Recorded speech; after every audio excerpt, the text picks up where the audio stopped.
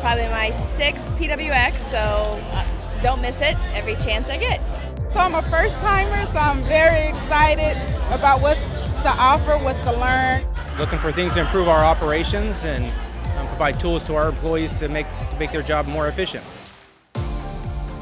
Operating, improving, and maintaining public works and infrastructure is the cornerstone of our society, and the expertise from the professionals behind them is the driving force for these vital activities. Whether it's street lighting, civic centers, public parks, or wastewater management, we are here in San Diego to engage with, learn from, and advocate for this essential workforce. Welcome to PWX TV. You're watching PWX TV. This is PWX TV. Welcome to our second episode of PWX TV right here in San Diego for PWX 23, covering the topics that every public works professional needs to hear. We're focusing today on the workforce and the challenges and opportunities that changing attitudes present to departments across the country and beyond. Let's see what's coming up. The value that somebody can receive knowing that they're serving the public, you can't really compare with the private sector. We will go in depth with Scott Grayson and Public Works directors from LA and Atlanta about how to solve the problem of hiring and retaining the workforce. When you look around, you see the audience here and all the public works professionals. This is the right audience for us. We'll head to the exhibition floor to check out the exciting new technology that's showcased there. Today we look at the monitoring and mapping tools helping public works professionals do their jobs. I had wanted to work for the county for a while.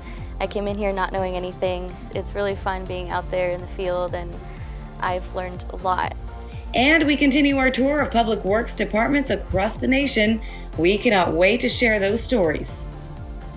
And where can you watch it all? PWX TV is on screens throughout the convention center, in select hotels across the city, via the PWX app, on the PWX website, and of course on social media, where you'll find extended versions of interviews, individual clips to share, and much more.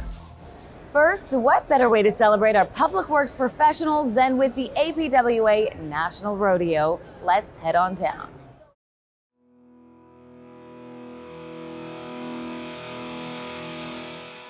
Welcome to the APWA National Rodeo.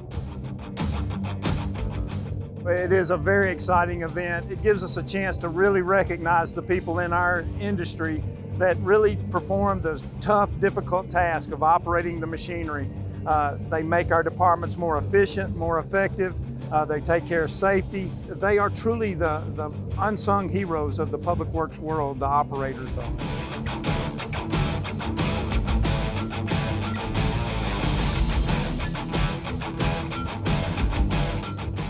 So the rodeo is an event that's established to test skills. It's not normal digging like you would see out in the public works world. It's doing little fun things, picking up a basketball and dropping it through a hoop, or moving a device through a maze and not touching the sides. So this one, the backhoe competition, they have that pole. It's electric on the inside. The cables are electrified, so every time you hit it, an alarm goes off and it's a penalty.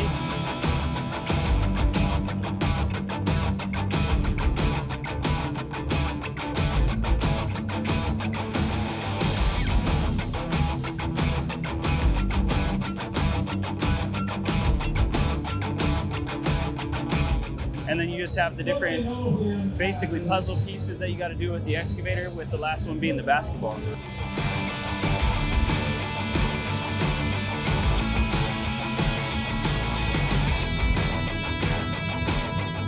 There's only been 2 guys so far that have done the whole course on the excavator, so we'll see what happens. Out of the 60 contestants, just so you guys know, there are only 10 who completed the mini excavator competition. It was that difficult. So, I mean, it's an elite group. So it's a very challenging event. It gets down to the real touchy-feely of the equipment operators. It's just nerve-wracking at the beginning. It's a national competition, so, but once you're up there in the machine, you just zone out and just concentrate what you're doing.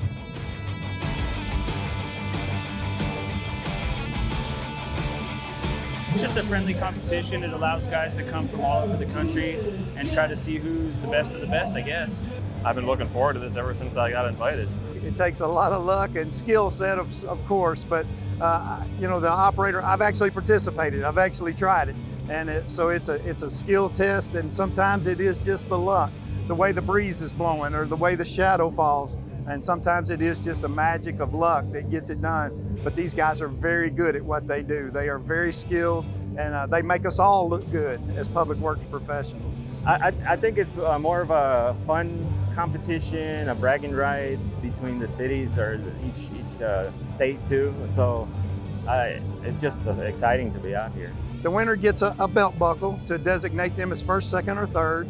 There's also a trophy cup for the overall winner, and the winner gets a jacket, a nice leather jacket that goes along with it, but also the pride of being the nation's best operator from the public works field. So the rodeo is important to just get the recognition for our operators that are doing their job. We experienced it out at the chapter level, and we found out how successful it was, and we wanted to bring it to national. And that's what we've done over the last 5 years, is have these national rodeos to recognize folks from all over the country that come here to participate. Bring it all together. Fantastic.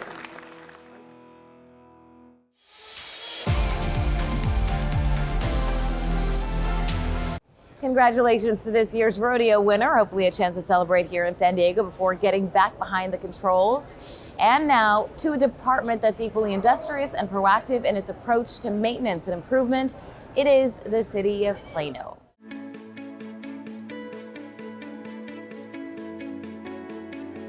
Plano, the city itself, has grown quite a bit since about 1980, 1990. A lot of our infrastructure is aging. Most of our roads are over 30 years old, our water mains are over 30 years old, and so there's a lot more maintenance that's going on now than what used to have happened. So we're growing and we're in transition as well. One of the most unique portions of it, I think, is we try to get ahead of any of the major rehabilitations, complete reconstructions.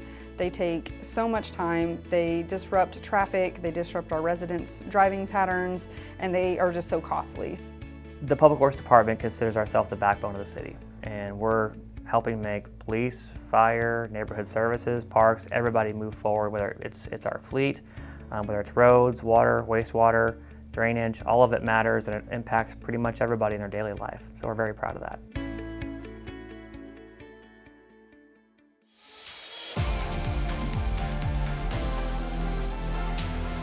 Up next, we'll delve into the news and hear how APWA is making headlines. But first, to a department looking to grow its workforce to match a rapidly growing population. Let's visit Manatee County, Florida. Manatee County is a beautiful place located on the west coast of Florida at the south end of Tampa Bay. Our growing population has stressed our existing infrastructure, and we're working diligently to provide those expansions to the existing roadways to meet the needs of our new community. We just opened up a new bridge on 44th Avenue. And once that crosses over Interstate 75, we're going to see the ability for a contiguous road going from the beaches where we're standing today all the way out to Lakewood Ranch and beyond, where the new growth center is in Manatee County.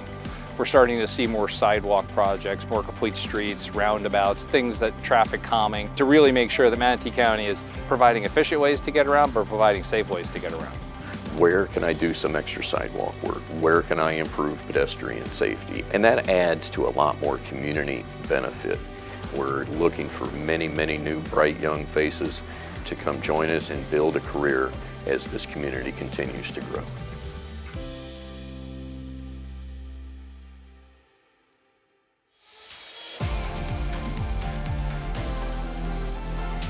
Now, APWA isn't just supporting public works professionals in their day-to-day lives, but plays a vital role in both advocating and publicizing the critical work that they do. And here to talk more about that, APWA Director of Government and Public Affairs, Andrea Eels, to take a look at some of the ways APWA has hit the headlines. Thank you again for joining us. Sure, thank you for having me. Thank you. We're going to talk firstly about an article from last month looking at how funds are being used for water, road, internet upgrades. Talk us through the story and why this is key for APWA. So the reporter, Joe Fisher, on this story, he was seeking to highlight what types of projects are being funded designed, built, et cetera, from the infrastructure law, the Infrastructure Investment and Jobs Act, also known as the Bipartisan Infrastructure Law. And he reached out to our government affairs media manager, wanting to hear beyond what the administration is publicizing, which tends to be the much larger projects, but what are the day-to-day projects impacted? So that was the genesis of this article. Not just the only important article. We're going to go to the next one. And this one takes a look at a request for policy improvement from the Environmental Protection Agency. What's this one about? How is APWA involved in this one? So this is a very important issue that in recent months has really caught the headlines. PFAS, also known as forever chemicals, which are in everyday things we use all the time, whether you're talking about laundry detergent, clothing, shoes, etc., pervasive everywhere. And why it's important to Public Works is landfills, water systems are dealing with PFAS every single day. There's legislation in Congress right now that is being considered that could possibly hold Public Works entities liable. So we are really urging Congress to protect the passive receivers, not to punish Public Works and other entities like the U.S. Composting Council, the National Water Resources Association, whom we wrote an op-ed on and got the attention here.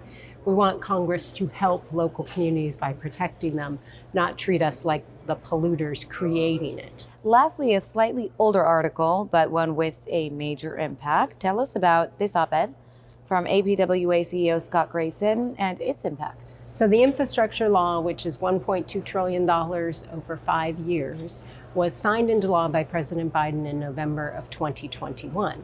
However, the funds were not immediately appropriated from Congress. They actually did not get appropriated until months later, 4 to 5 months later. So we saw this lag, and we worked with our CEO to write an op-ed to bring attention to the fact that, yes, this law has so much promise.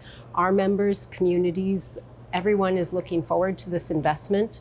But if Congress doesn't appropriate the dollars, then how are these projects going to get done? So this ended up being incredibly important, and APWA was actually a leader in bringing this to the forefront of attention. And not long after, Congress actually did their job and appropriated the dollars, and the infrastructure law was funded. But it took several months to get there. That is super incredible. And just this speaks to kind of the larger role that you play when it comes to advocating for these critical issues. Can you talk a little bit about that? Well, our members are responsible for providing essential services every single day across their communities. This is clean water, this is dealing with stormwater, this is making sure your roads and bridges are in good working order and your kids can get to school and you can get to work. We activate our members to tell their everyday stories, what they do day to day as operators and practitioners and professionals to protect public health and to ensure the strength and economic viability of our entire country. Public Works is essential.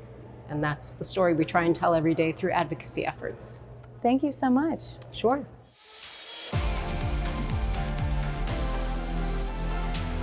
Interesting insights there, and good to see Public Works making the news. Now to the seat of U.S. government, let's head to Washington, D.C. to hear how they're running their fleet, waste management, and more.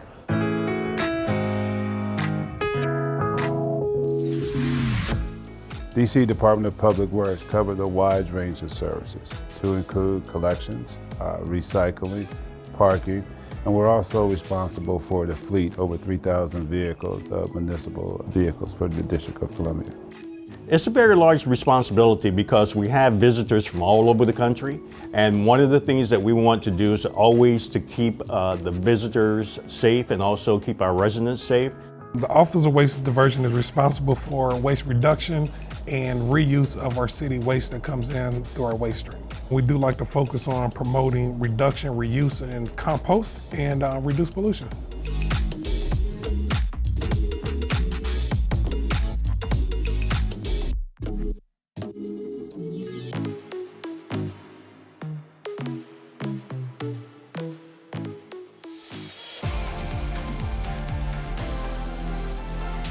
And here we are at the exhibit floor. It is a great place to learn all about the new tools that might make your job a little easier and help serve the public even better.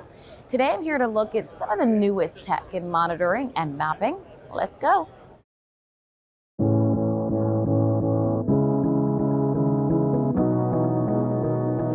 We make a mini weather station, so especially in northern climates. A lot of times you'll have different areas of town that react in different ways to weather coming through. So one part of town might be icy, another part of town might have 2 inches of snow. So what this allows the public works managers, the streets managers, the highway managers to do is better deploy their resources, better understand how much salt to put down, when to put salt down, when to plow, when they don't need to send someone. So ultimately it saves the town a lot of money and provides a better service for the residents as well. How to fix it.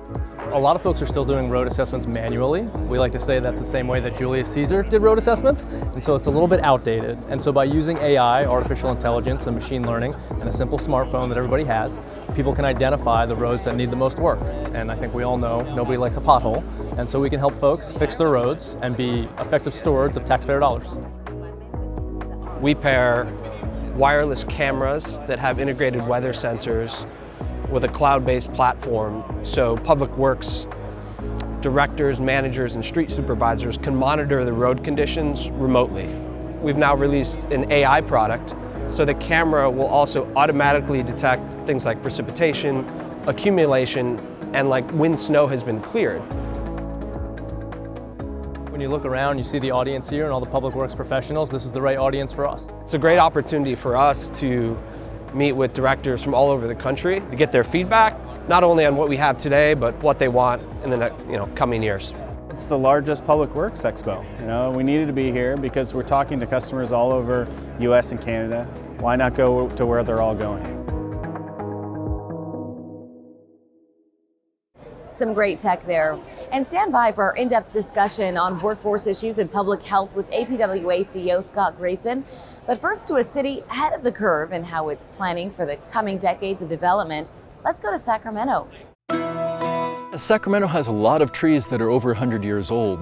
In order to get them to live that long, we need to take care of them. And Sacramento does a great job of that because the community cares about their trees and supports the urban forestry program so that we can give them the care that they need.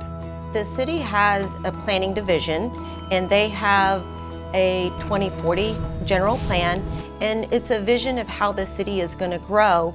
Within that, there's also design standards so that there's connectivity if you want to go from point A to point B, whether it's a mile down the road or 10 miles down the road, and the infrastructure to support that. My group actually implements those master plans as live projects for construction. The City of Sacramento adopted our Vision Zero Action Plan in 2018. And through that, the plan outlined 40-something actions for us to take. So they spanned from education to engineering to policy changes and things like that.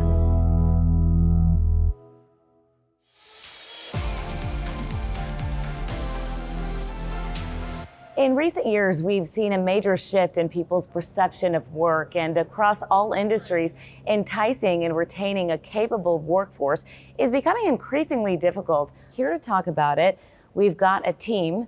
We'll start over here with CEO of APWA, Scott Grayson, David Clark, and Ted Allen. Thank you, all of you, for joining us, but I'll direct my first question over here to you, Scott. What's the scale of the problem? It's a good question. It's mostly anecdotal right now. We've not run an empirical study, but we know there are very high vacancy rates within most of the public works agencies in the United States. What we hear is that vacancy rates are between 12% and 21%. And you have to split the issue in half. You have operations staff, you have engineers, and so there are different competing forces out there. Right, and do you know what's causing it? I think in any sector right now, people have reconsidered their careers, their work-life balance, need for remote work. A lot of changes over the last 2 years. And then large companies like an Amazon, McDonald's move in an area and are able to actually pay higher wages than some public works agencies can. It's wild to think of. It is. Ted, how are you feeling this in LA? So the obvious one, the direct impact, is the vacancy rate that Scott mentioned. So we're seeing in our different departments and our bureaus in Public Works, 15 to over 20% vacancy rate. And so partly due to retirements, but just a tighter workforce. But also we're actually, even our private partners, the contractors, are also having a hard time finding people. And that's manifesting itself in getting less bidders on our construction projects, getting higher bid prices on construction projects. So those are the two different ways we're seeing it. All the domino effects. Right over here, David, talk about Atlanta. Are you feeling this? We are, and I actually have a kind of a personal story to it because my son just graduated from high school. College is not in his future right now, but he got a job with Amazon for $18.50 an hour, and we're offering entry-level positions at $14 and $15 an hour. So it doesn't take a rocket scientist to know that maybe go for the little bit larger paycheck. So that's what he did, even though he's been around Public Works his entire life from what I do. But it is a challenge. And I think a lot of it also comes back to the high schools. I mean, we're not doing vocational training in the high schools anymore, or to a much less degree than we were 30 years ago. And that's not creating the seed or the foundation to really build on, so people want to do something that is more trade-based as opposed to going to college. Because like I said, from what we found out with my son, he's just not a college kid right now. He just wants to work. And Public Works, traditionally, I think, a generation or two, was a great chance for them to do that. It's just not there right now. Well, it sounds like that story could be the face of this issue. I think what some miss is that there might be higher salaries out there, but the value that somebody can receive knowing that they're serving the public, you can't really compare with the private sector. And that's something that hopefully more awareness can bring about. How are you all working on new recruitment strategies? One of the things that Fulton County is doing in Georgia, which we've had some success, is we've identified some people coming out of prisons for a second chance. It doesn't work for everybody, but we've had some really good people who made some bad decisions when they were 18, 20, 21, 22, but now that they're in their early 30s, they're ready to really provide back to something to the community and really have a life. And so we've had some very good luck with some second chance individuals through our programs. Should departments change perhaps to be more fitting for these newer generations? Yeah, so I think we do have to change, because historically city and county governments were, a little bit more bureaucratic in our hiring process. They're put in for good intentions, but private industry is able to be more nimble in hiring. So we've done a lot of things to try to be more nimble ourselves.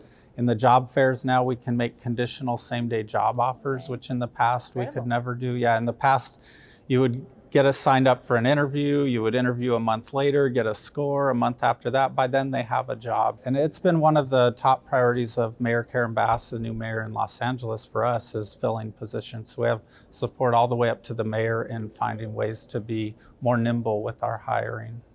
Yeah, it's an excellent point. And then we're also exploring as a PWA, working with different veterans groups. We've reached out in DC and spoken with different agencies, making them aware that Public Works is a great option. Sounds like there's a lot of work being done just to bring people on board. Well, it is, and we're at a very unique time. Congress passed a bill, what's called IIJA. It's an infrastructure bill that provides $1.2 trillion in infrastructure funding. So COVID hit. People had a change of lifestyle, new outlook on life, change of careers, and then we also have supply chain shortages and workforce shortages all happening at once. And we have a once in a lifetime opportunity with $1.2 trillion of spending. So, but having said that, we're not about whining about it, woe is me.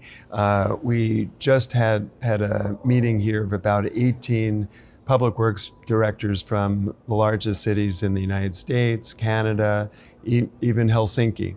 And we actually spoke about these issues of recruitment, retention, and trying to create a culture. Even though you might not be able to pay a lot, but creating that welcoming, inclusive culture so that once you actually have hired somebody, they stay. Well, thank you so much for you. joining us, and exciting things to come then. Thanks very much. Thank you. Yeah, pleasure. Great insights and ideas there from the team.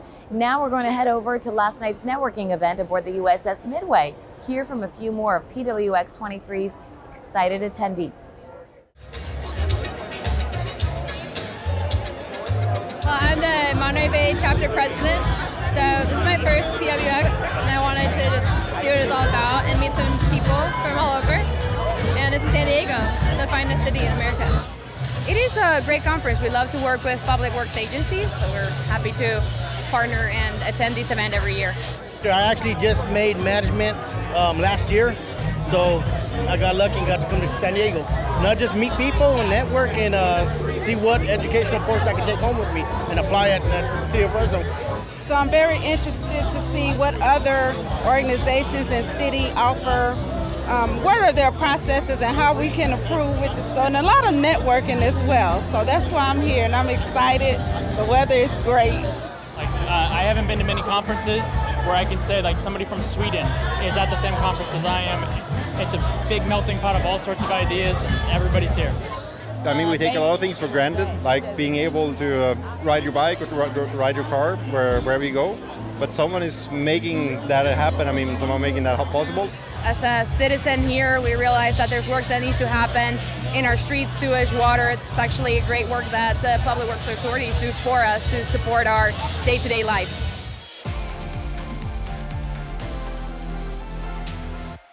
That's it for our second show here in sunny San Diego, but we have one more packed episode left. Tomorrow we look ahead as we discuss how public works departments are ensuring a more sustainable future, as well as how to modernize and electrify their fleets. Until then, you might be asking where you can catch up on all our content. And where can you watch it all? PWX TV is on screens throughout the convention center, in select hotels across the city, via the PWX app, on the PWX website, and of course on social media, where you'll find extended versions of interviews, individual clips to share, and much more. Until tomorrow then, have a great day.